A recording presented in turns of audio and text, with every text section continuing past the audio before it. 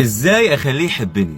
في جزء انت مسؤوله انك تعمليه، وفي جزء انت غصب عنك ما تكيش تدخل فيه، وهو ان الحب ده شيء كده ربنا بيزرع المحبه في قلوب العباد، فاحنا ما لناش تدخل فيه.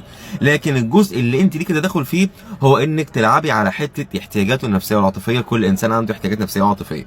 لما انت تتكلمي معاه مثلا من التفاصيل اللي هو بيحكيها لك، هتعرفي مثلا ان هو شخص مفتقد الى الشعور بالتعاطف.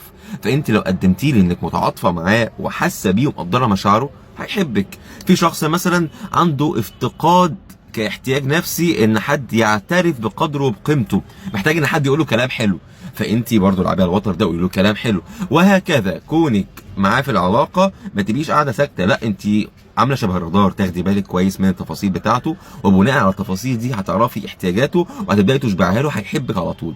تمام. بس في الاول وفي الاخر الطريقه دي مش مضمونه بنسبه 100%، لان برضو ممكن حد يعمل كده ويصير برضو ان الموضوع موضوع قبول داخلي، الشخص برضو ما يتقبلش. بس الشيء المضمون ان هو على الاقل هيستلطفك، وبناء عليه انت هتكملي بقى.